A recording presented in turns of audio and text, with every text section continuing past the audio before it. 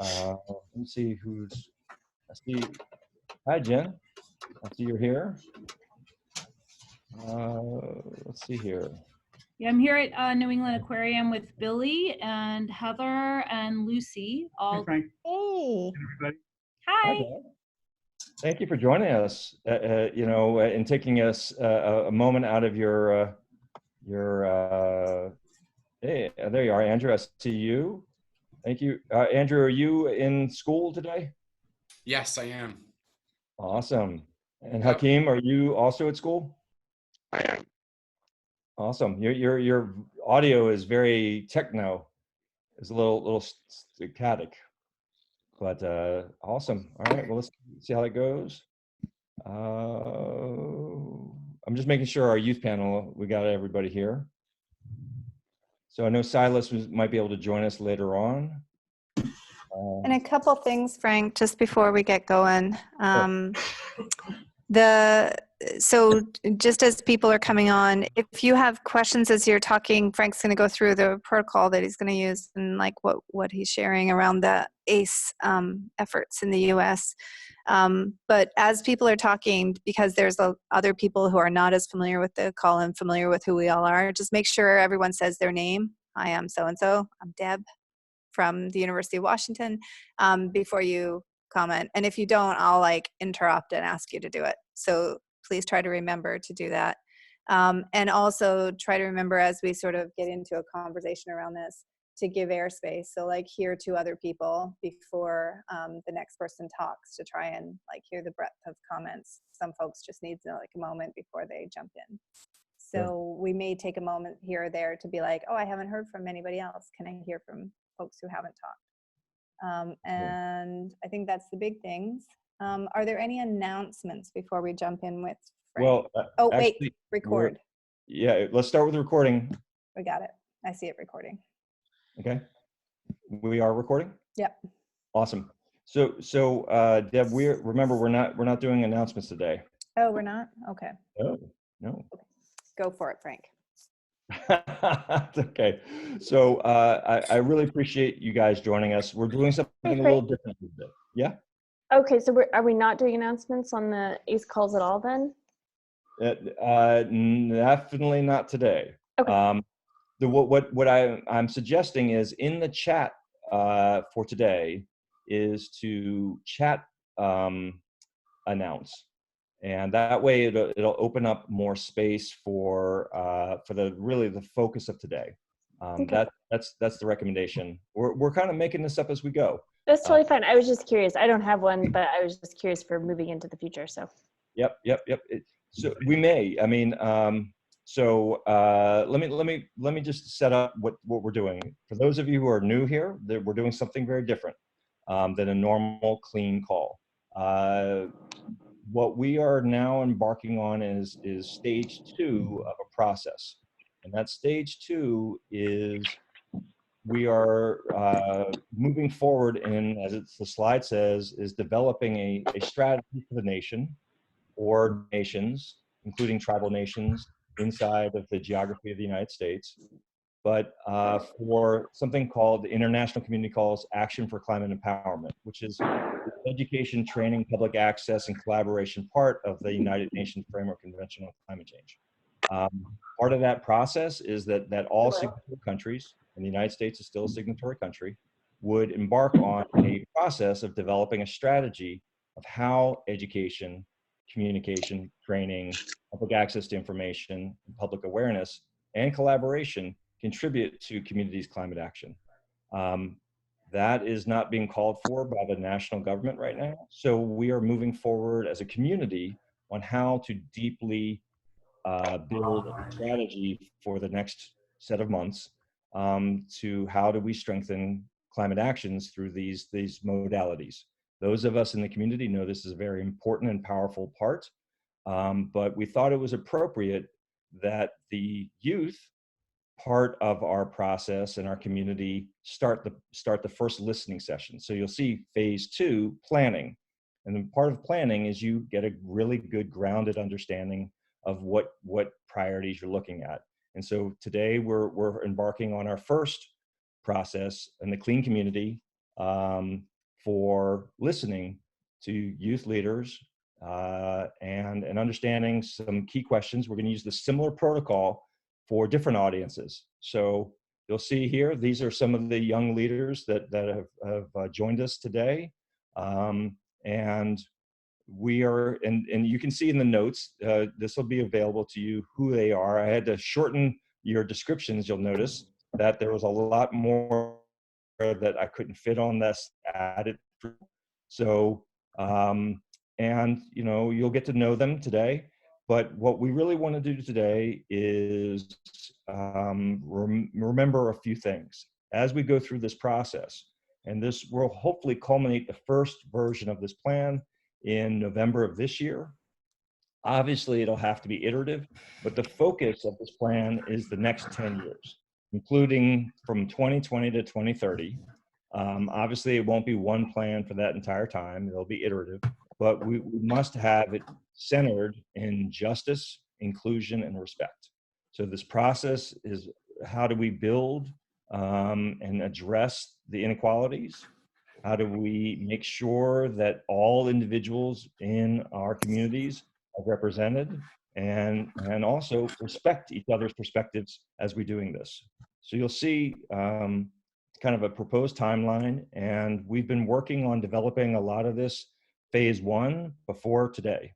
We're really switching the process now into stage two, which is to convene and focus and listen.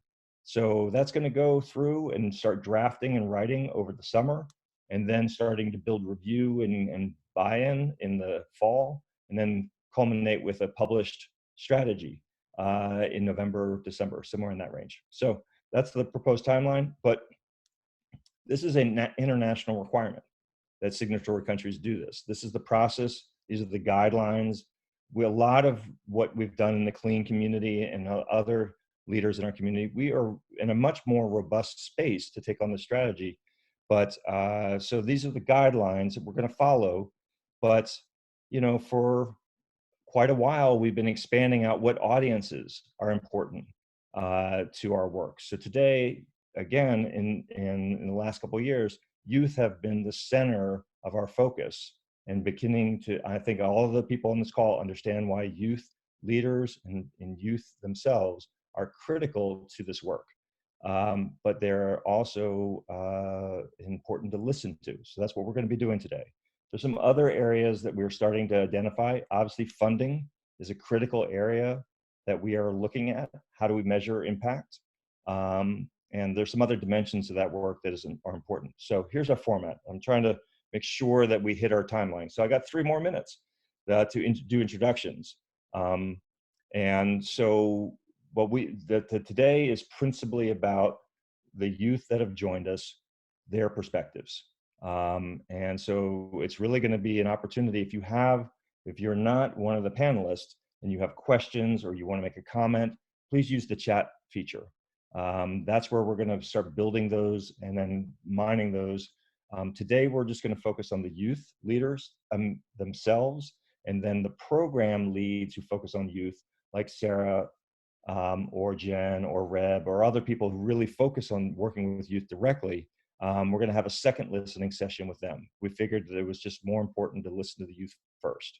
So the panel is going to be that, and there's a series of questions. We have a protocol that we're going to go through those questions similarly with other focus areas. And my job as the facilitator is just to make sure that we focus and that everyone is being heard, and that if we need to modify the questions or slightly, that's totally on par. So please, those of you who've joined us today, hold your questions and your comments and your follow through, and let's finish the conversation with our youth leaders, and then we'll have time at the end. If we find ourselves, we don't have enough time, we may have to have round 2. I really love that we recently did that with Amy Frame from 10 Strands, because it was just too much for one time. And so we opened the door to doing part 2. So we have time before now in November to take the time and do it well. So that's really where we are. Let's just do quick introductions. Hakeem, let's start with you. Just like who you are, how you came to be here, and let's just keep it there. We're going to keep it really focused on the questions. Right. Can you hear me clearly? I can. Perfect. Right. Thanks.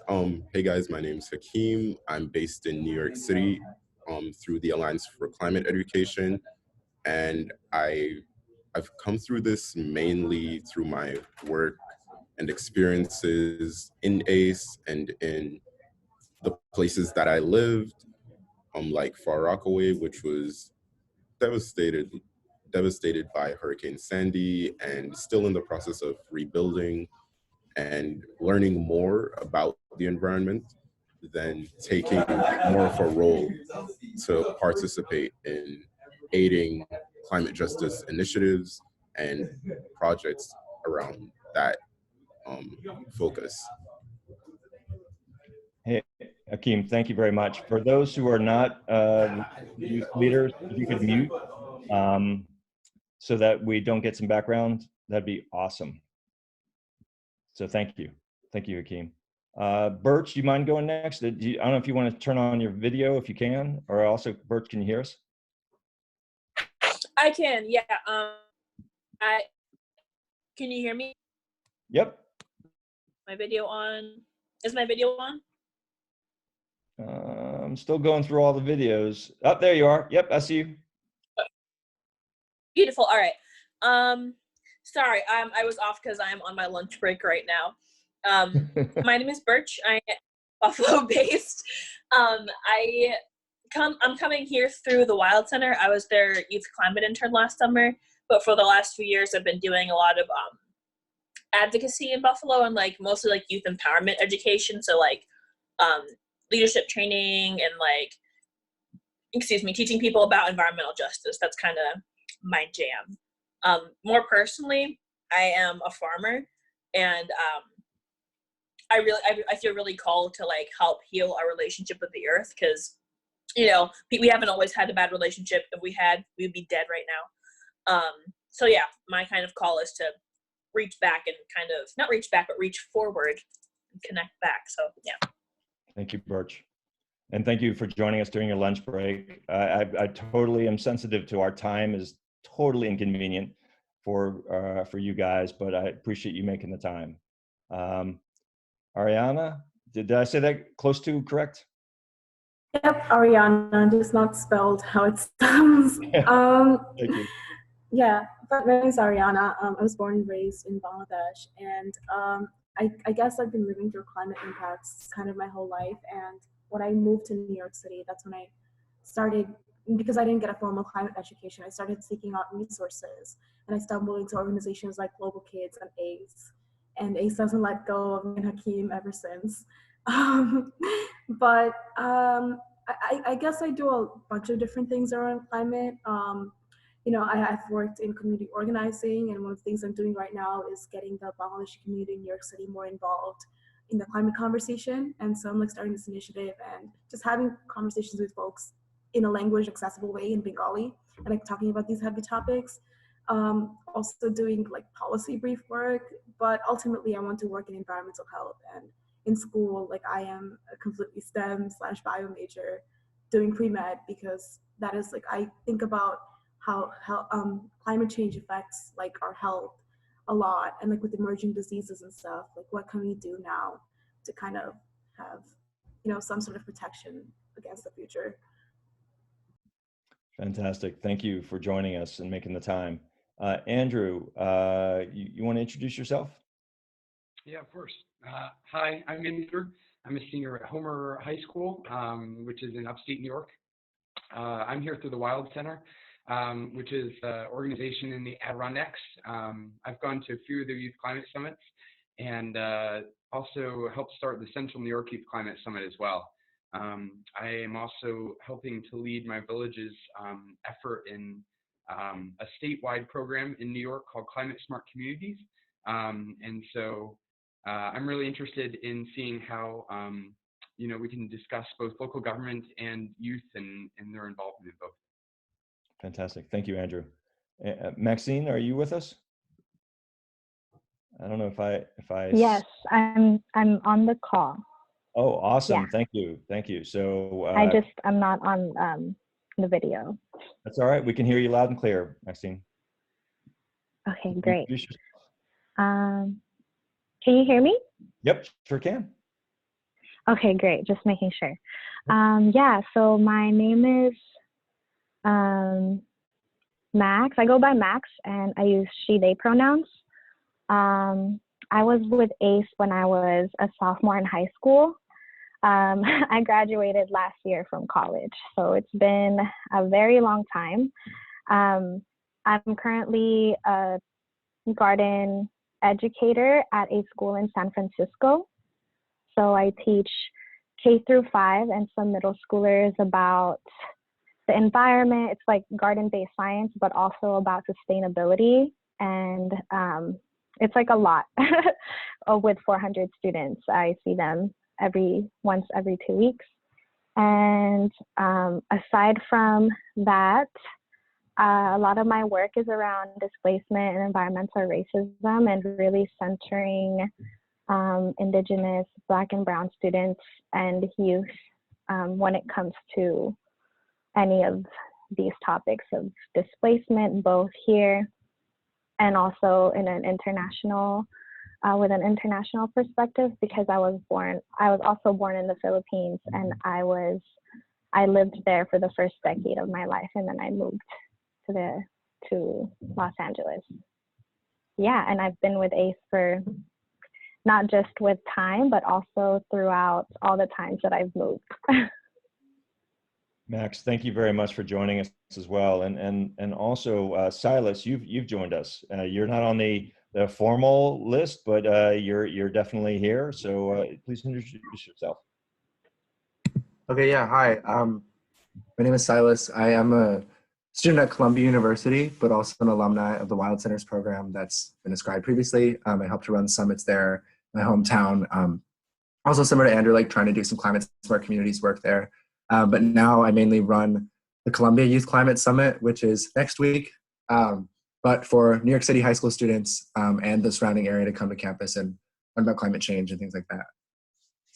Silas, thank you for making the time to join us today, given that you've got a summit next week and you're a student. So thank you for making the time. It's really important.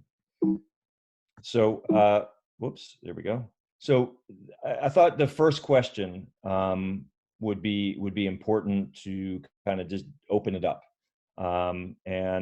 This is, for those of you who know ACE's work, this is one of my favorite photographs of you guys. Just pulled the color out, make it a little easier to use. But I think, when we're thinking about a strategy for how to support, accelerate, activate, and actually do climate actions in communities across the United States, and it's not exclusive to that.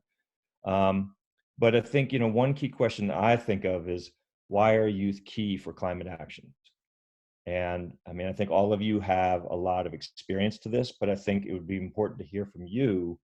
And just, we'll just figure out the flow. I'm not going to call on people in any order, but I think, from your perspective, why do you think we should be including this in the strategy, and why should we be thinking about this as an important part of the work we do going forward over the next 10 years? So that's open. I have a question. I don't use Zoom that often. Is there a way to like make a ping or like oh, versus just talking over each other?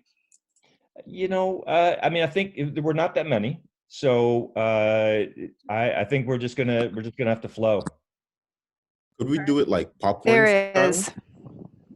Well, You can. yeah, just popcorn. Just as you feel compelled to speak is the way I use popcorn. Okay. Actually, no. I don't have to say. Is that you, Birch? Because you're not coming through very loud or clear. I just started talking, then I realized I didn't actually want to talk about that one. Okay. Anybody care about this point? Is this self-evident? I just want to make sure. I'll go. So, hi. Yeah, so I'm an undergrad student at the City College of New York, and the Colin Powell School within City College started their inaugural climate policy program, and I'm one of the first fellows. And what, like, you know, as a 19-year-old who's like literally writing policy briefs for climate, like I'm realizing that young people are kind of like both being put in the grassroots side of it and also like, you know, on the other side of actually like creating a plan to combat these different issues, because there is a huge capacity problem when it comes to like giving adults the responsibility to do so. You know, like it's not that like folks don't want to take action, they just don't know where to start or how. And because this is something that we've been witnessing our whole life, we have a lot of ideas. And, you know, that's also why it's important to kind of have folks at the table who are younger and not just like have them there for show, but actually like ask them for their ideas, because ultimately like we're going to be the ones that have to implement said ideas. And also I think like with younger generations, we focus on intersectionality a bit more than like, I'm not generalizing, but from my experience, like that's what I've seen. And it's because, you know, like, because I guess a culture shift that happens with every generation or whatever else. Like we are definitely questioning the systems of oppression that kind of made us get here in the first place. And it's more urgent for us. So it's not that like we're special or anything, it's just because we've had to. So that's why we are key for these climate actions. Anything else anybody wants to join in with? Yeah, I would add. You can go ahead. Well, we'll go. Hakeem, he's gone muted. All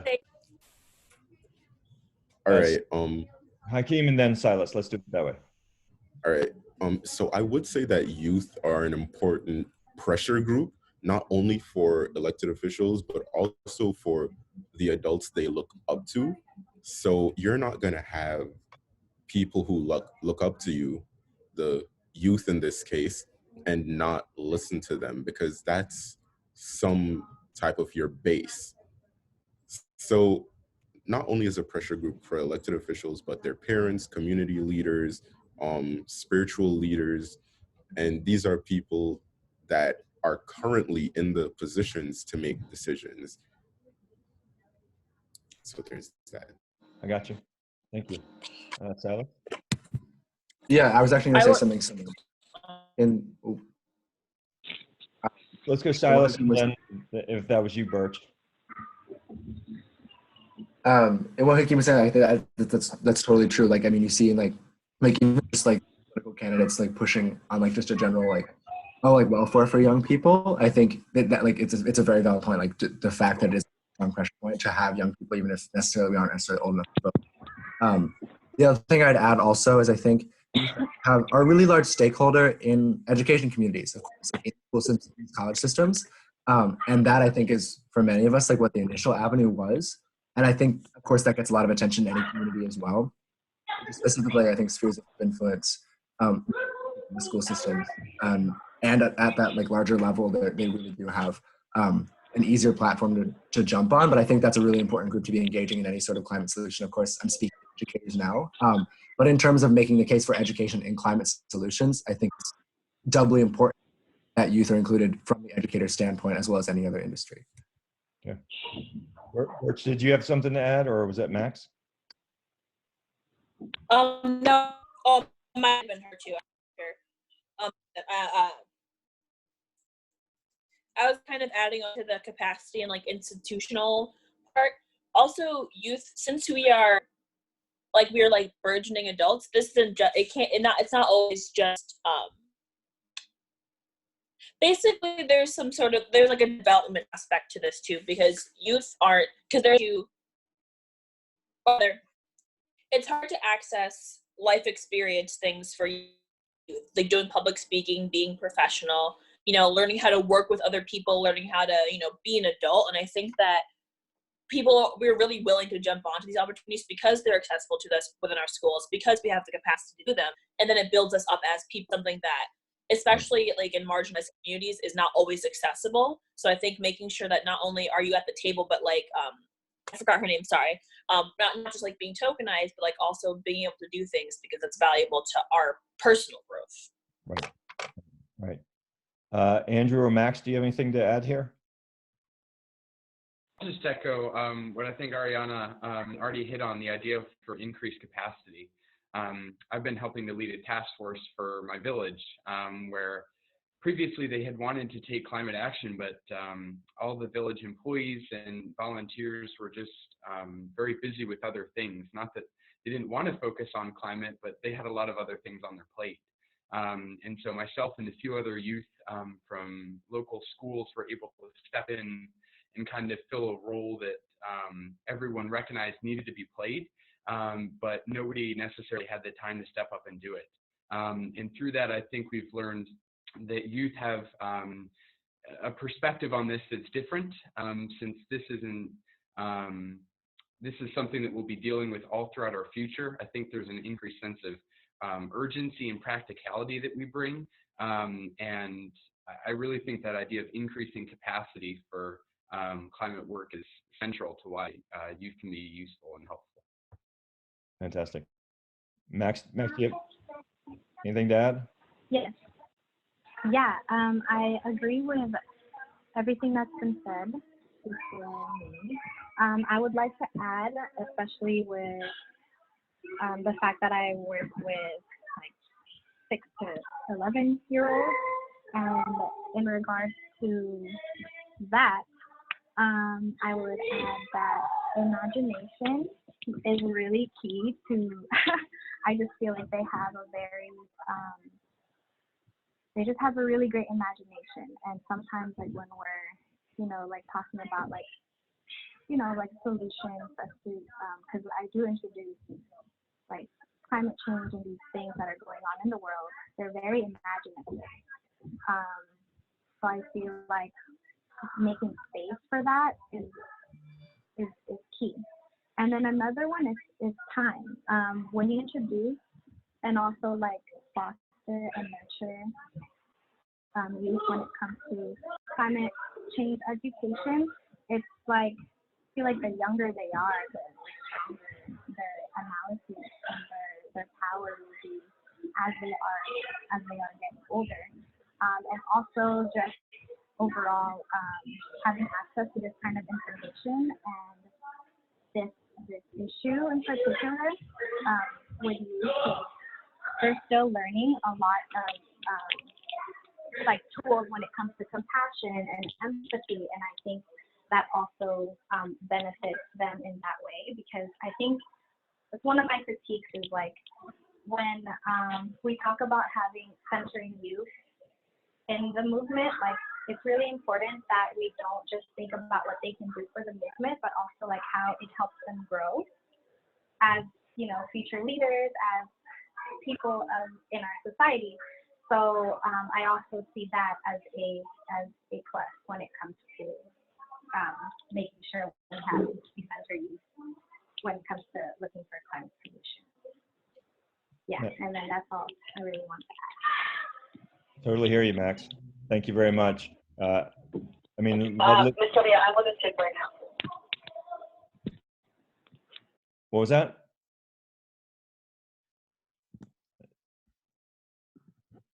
So maybe let's just dig into this this question here, where we're able to I don't know if you can all see it.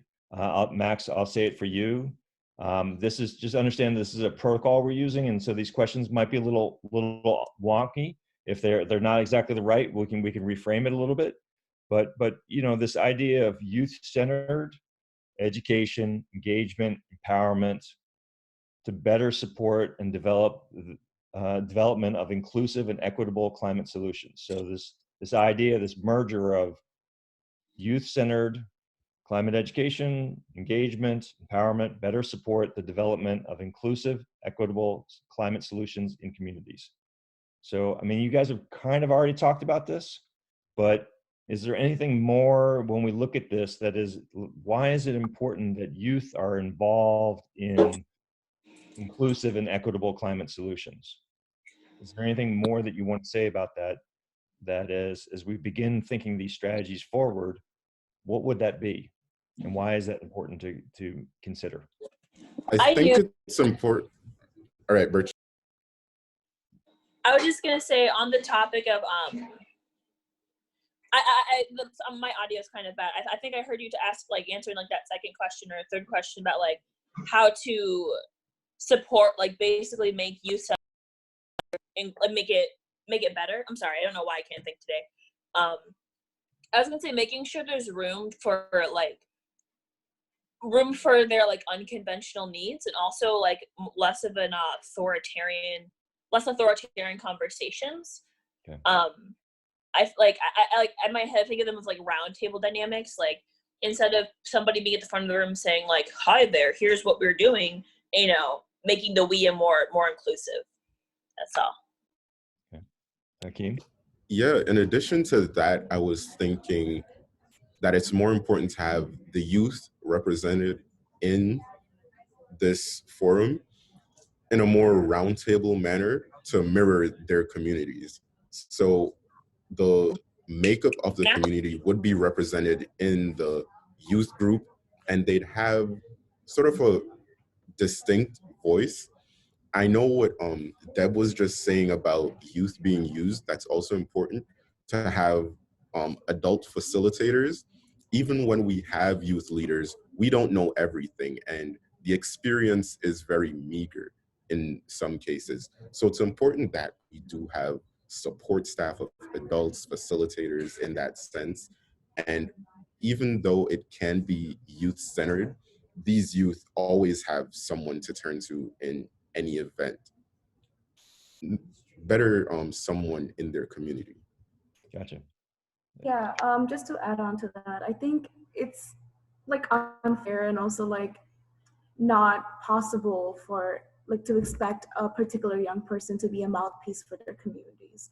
So when we have mentors and when we have other young people at the table, it's important to like create spaces that kind of reflect our experiences too. So, oftentimes like I bring up colonization in the context of climate change, and like, some people are kind of just like, wait, like how does that relate? And that's an ongoing conversation that's constantly happening in like the Bangladeshi/South Asian community, because for us, like those are lived experiences. But for other folks, like when you hear it just solely from history books, how do we get people to meet others with like direct climate experiences? And like, just it's not about just like bringing one person from like every different community. It's about just uplifting communities as a whole, and like, and that's not something that just one young person can do. Like that, again, going back to capacity, like we don't have the capacity for that, whether that be in terms of knowledge or labor. Could I add on a little bit to that? In Buffalo, I'm not sure this is what they do regularly, but there's an organization that had a meeting, and they wanted to bring youth and adults together, and so they had a really awesome way of addressing like the more unconventional needs like food and like childcare. They asked youth who wanted to participate whether they wanted to be like supporters or like, like in the conversation, and then the supporters were like paid to watch the children or like given time to like make the food for the meeting. But I thought it was really awesome because it allowed people, and they could do it in shifts. But I thought it was a really awesome way of like making sure that your community was supporting you, and a lot of like unusual needs. And I thought that was really, and what she was saying just reminded me of that.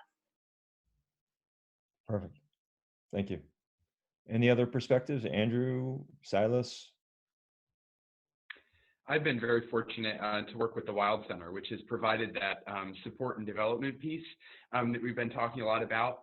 And I think attending that conference every year and knowing that there's a variety of different people and adults there that have a wide range of experiences that I can learn from, I think that's incredibly important and helpful for me in my development as a person and as a climate leader as well. To know that I have those adults who not only are teaching me, but if I have questions, I can go to them.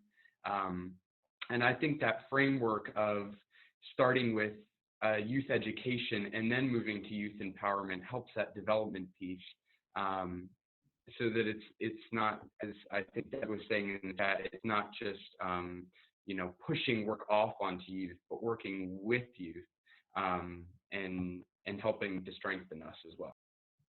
Gotcha. Max or Silas, do you have anything else to add here? Whoops, sorry, didn't mean to go forward. It's all right. We can always come back to it if you feel so called. So, I mean, it's interesting, right? Because what you guys are calling forward is not just, you alone, but it's a partnership, it's a collaboration with programs. And so we are going to add another listening session with programs that you've been working with. And there are other programs out there. So these are more representative conversations. This is, but the next one is kind of getting into another dimension of this, right? Because for Max, since you're not seeing this, how can we better engage a diversity of local leaders and partners through youth, maybe with youth? I don't know if through is the right word. And what are their needs? So in this, the needs we're talking about is both your needs, and you kind of alluded to some of that, but does it resonate with you? Because I think there's that diversity piece, I think, is really important. There are a lot of different perspectives in communities, lots of leaders in communities. And do we have that richness of diversity so we're inclusive? Do we have that in communities as they take on these very sizable climate actions? Yeah, so right now, one of the things that I'm doing is like starting the climate conversation with the Bangladeshi community within New York City in Bengali. And I'm gonna give an example from ACE. So one of the things that I learned during the ACE scholarship was literally like how to talk to people about uncomfortable things like climate change. And you'd be surprised how far that goes. But for me, right now, what I'm doing is basically translating what I've learned and my experiences into a different language and making that accessible to a different community. And so it's almost and my community is learning with me. So when you educate a young person from somewhere that you might be unfamiliar with, ultimately we all go back and share it with our spheres of influence in our circles. And so I guess our needs are continue doing the work that fellowships like ACE provided us with, continue giving us resources and giving us funding streams and all of these different things that you need to ultimately create programming that we can take to our local communities. Gotcha. Thank you, Mariana. Anybody else have anything to add here on this point? I think it's also important that we engage with local organizations. Say if we want to implement a climate resilient agricultural system on a local level, we'd need to try to employ engineers, farmers, everyone in the manufacturing business in the area, and not use firms far outside, since we want to start on a local tight-knit level. So maybe partnering with unions and the city and city agencies and city organizations or any other municipality that we're dealing with. So trying to engage the group may come in the form of just enlisting their help and showing them that we care about the locality. Yeah, I've seen that happen too. In Buffalo, we have this organization that's about sustainable housing. And over the years, they've kind of built up a group of people. And one of these groups was people who wanted to be carpenters and people who wanted to be electricians. And when they got a new building, instead of hiring new firms, they hired trainers for a little bit to make sure that everybody was on the same level. And they built the housing. So so basically they did exactly what you just said. And it was basically, I'm saying it works and I've seen it happen, it's really cool. Thank you. Thank you, Birch. Silas? This is Max. Yeah, Max, go ahead. And I think that with this question, it's really important to really define what diversity means. And as far as coalitions and partnering up with different municipalities, that was said before, I also I don't know the capacity of the listening sessions, but I find that a lot of really local leaders who are working very deeply in their communities that might be facing like really intense environmental issues in their neighborhoods are not organized in the way that we might be used to. And like, for example, they might not be organized in a nonprofit way, or they're not, I don't know if that makes sense, but they're organized more like, I don't want to say informal because I don't want to devalue the work. And I hope what I'm saying is coming across. Like, they're just organized, not in like, without the formalities of like necessarily like having some kind of like constitution and things like that. And they might not be as popular, or they don't have like an official name, but they are organized. Like, parents are also like a big part in schools and where youth are at, and so there might be organized in a different way. So I really, with that said, I think being creative with not just going to things like nonprofits or city governments, but also like what is happening in neighborhoods who are really facing these, who are being impacted by these issues, and how are they organized? Because a lot of local leaders who are well respected in the issue and in the neighborhood that's where they are. But I don't know how comfortable, I don't know how that would work exactly. Yeah, and also as far as like access to things like, just like how people are organized, like who has access to get into certain groups. So it might be easier for people who don't have like, who didn't get the chance to pursue higher education. They might be involved in other groups, and their experiences are also, if not like very, like more important, because they're impacted way more. So I'm gonna stop there because I'm gonna start rambling, but I hope that my point got across. Absolutely. That up. That's snaps. Thank you, Birch.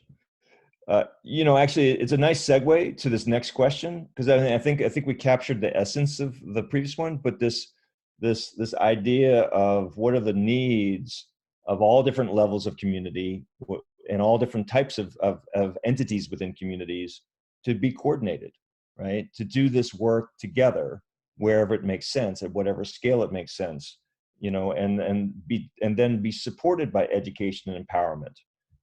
Whether it's across the nation or across the community or across the neighborhood, that you know, whether it's nation or whatever, it doesn't really matter as much as it is the coordination of effort. And I mean, I've heard examples of where it's been done well, but also, Max, based on what you just said, there are also places where there's lack of coordination and lack of efforts coming together. And so is there anything more about what is needed to do that better? I have something to add. So when Max was talking, I thought of one woman in my community who exactly fits that description. She has like this loosely built eco-justice team that I'm a part of. But you know, it's not an official like nonprofit, nothing. However, I noticed a lot of her effectiveness comes from like this training that she had. I think it was with Citizen Action. I really could be lying, but they had this really like deep relationship building model where it's like, if you're ever interested in someone, like you're like, man, I want to do something with them. They had like these one-on-ones, and I don't know when she got that training, if you have to be like, asked to come, but like I felt like that was like her most like powerful tool for building these kinds of things. And I think that that model of like relationship building, and because basically I'm saying it's because they scaled it up. Like, it's not just, oh, me and my buddy, it's her and 20 people, and whenever she says we're going to Albany, we're going to Albany.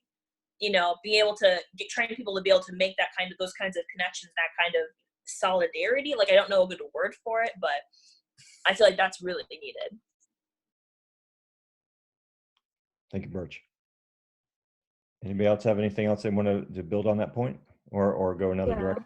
So with like levels of government, I think like higher up you go, that like model of relationship building kind of becomes more of a formality than like actual relationships. And then like, you know, in practice, you could say that like it could be otherwise, but like being part of a fellowship now where we're learning about like policy briefs, you know, I think like our aims sometimes get lost in translation. whether it be like in, you know, academic language, and like, you know, there's this like huge conversation in academia right now about like how does language, you know, gatekeep knowledge, like who again, like the idea of like who gets access and who doesn't. So you know, like that's why I'm trying to have these conversations in like my native tongue with the community, but then it's like, how do I bring my community to engage with other communities and like within those language barriers, whether that be, you know, like a literal tongue, or whether it be because of like different like formal languages. Gotcha.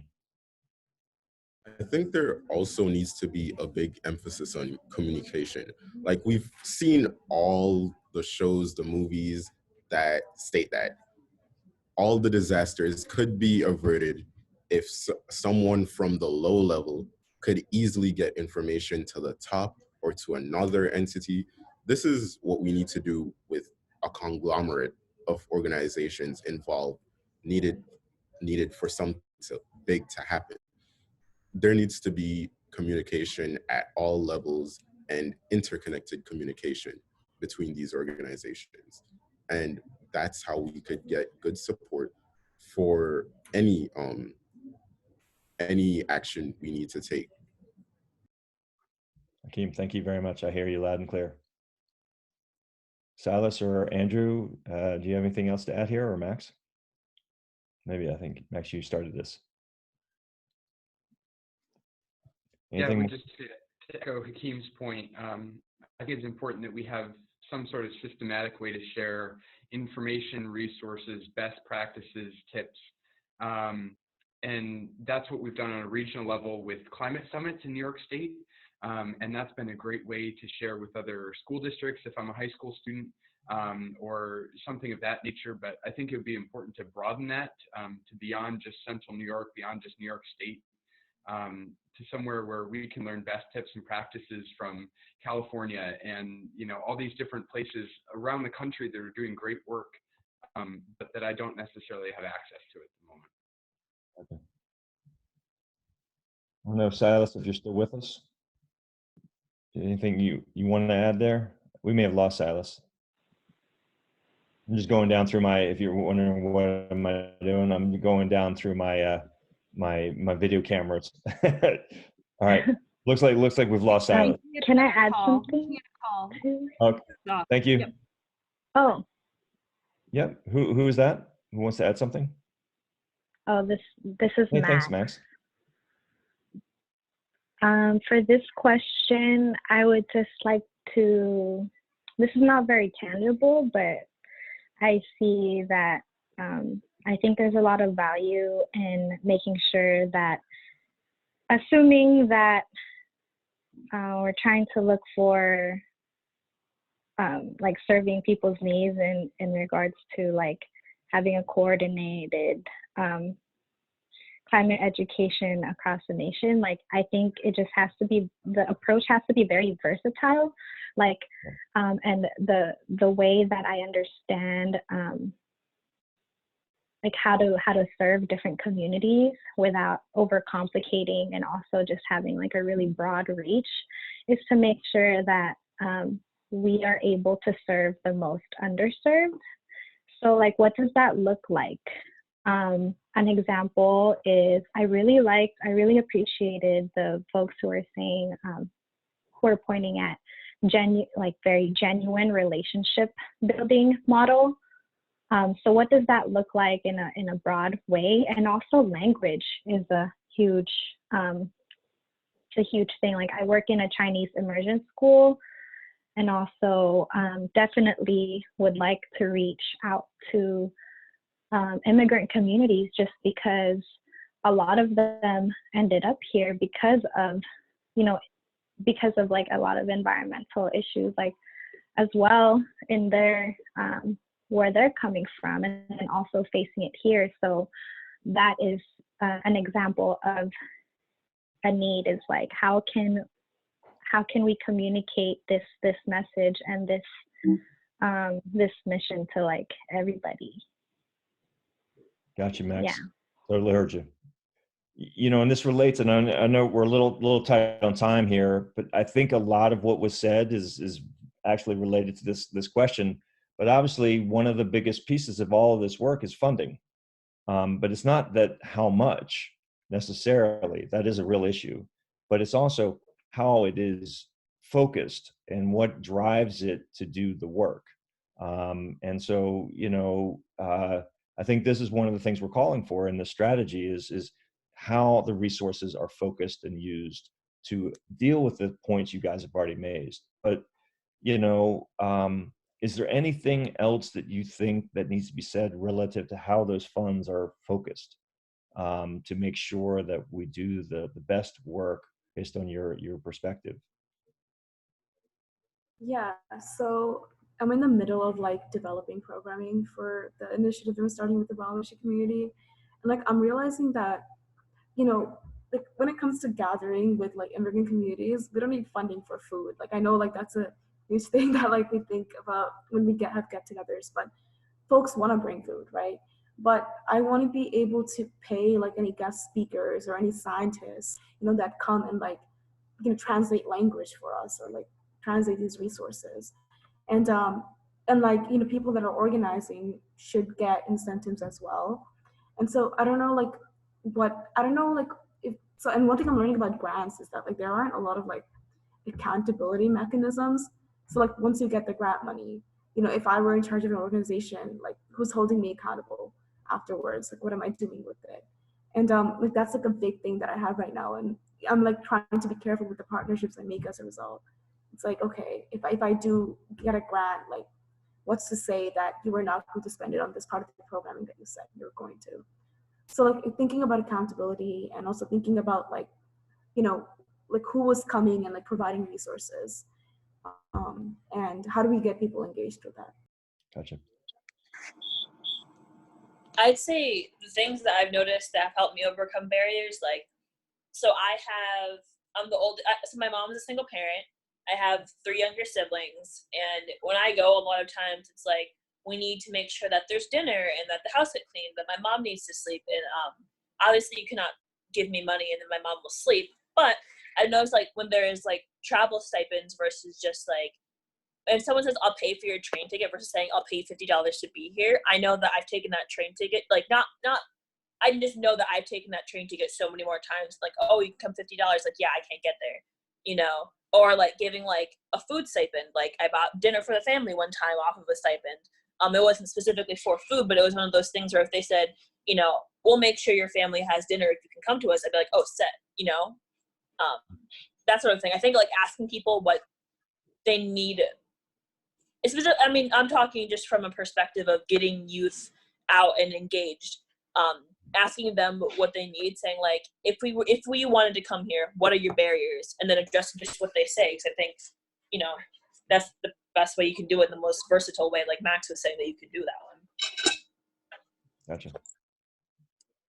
Andrew, Hakeem, Max, anything else to add here?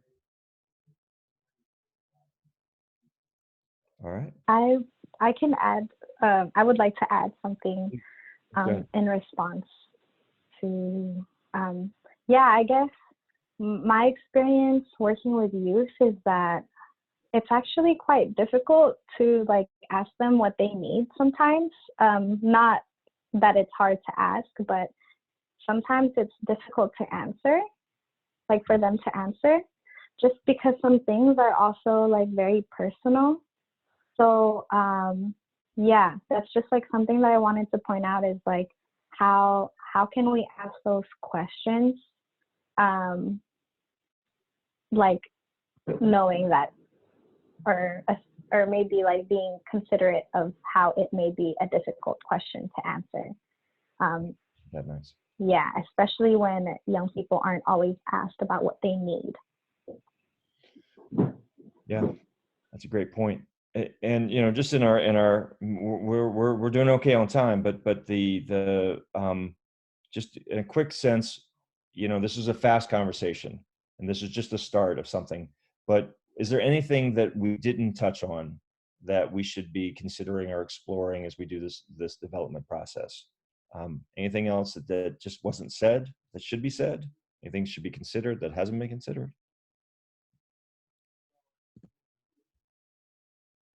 We can always come back to it later. just wanted to make sure we had that opening. One other thought about funding quick. What I've appreciated about some grant programs that I've applied for, like at the Wild Center, is they don't just give me money to work on a project, but there's also support that goes along with that funding. And an understanding of how I can best use and maximize that money to build a garden or a solar charging station or water bottle refiller or something like that. In training me how to write grants, how to use the money once I get them, and how to report back on those strategies to make them most effective. So it's not just about providing money, but providing it in an effective way to train youth how to use and develop the resources. That's great. Thank you, Andrew, for making that. Yeah. So this has been, look, we just did something we've never done before. I'm pretty happy that it actually worked. We didn't have any technical hiccups, but what you guys brought to the table was immense.